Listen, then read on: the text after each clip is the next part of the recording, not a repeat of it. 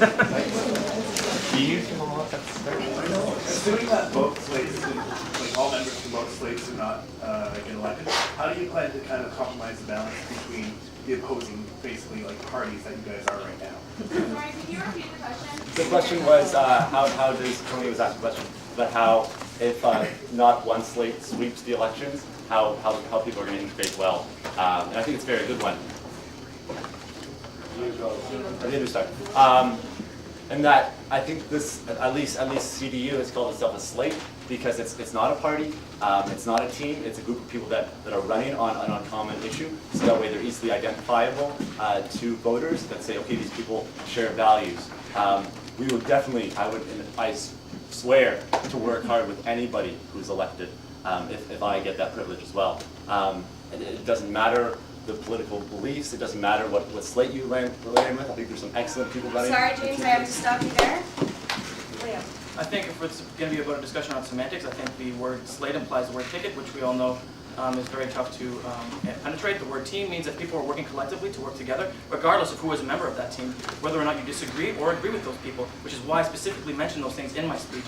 And furthermore, whoever is elected to the board of directors, I would be more than willing and engaged and passionate and excited to work with those people because you know what? These people have been voted democratically to the board of directors. And you know what? Everyone there, I would hope, is engaged and ready to take on discussion around the board of directors. Sorry, Liam. Thank you.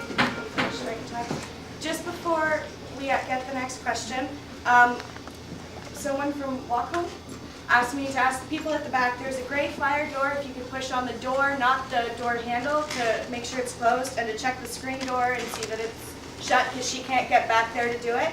Thanks. Okay. My original question was the same one that he has, but I'll ask a different one that's kind of similar.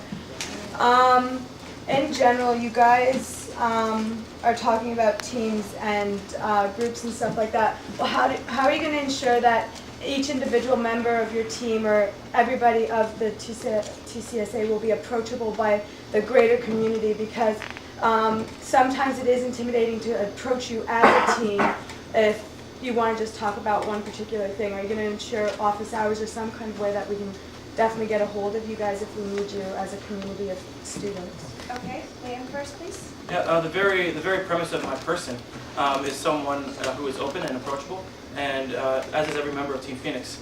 So I can ensure that although we are running as a team, and I'm sure James could tell you the same thing, it doesn't matter who's elected.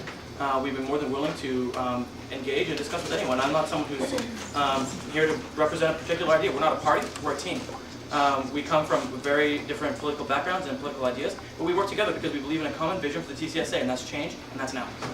Okay, thank you. James? I agree a lot with what Liam was talking about in terms of different candidates working together. I think the question was more about how the candidates who are working will become accessible to the greater student population. I think it is something that needs to be addressed. And I think the TCSA, the board of directors, they need to be out on campus. They need to be talking, not in a overbearing kind of way, but in a way that can be approached. I think more presence on campus is definitely necessary. Okay.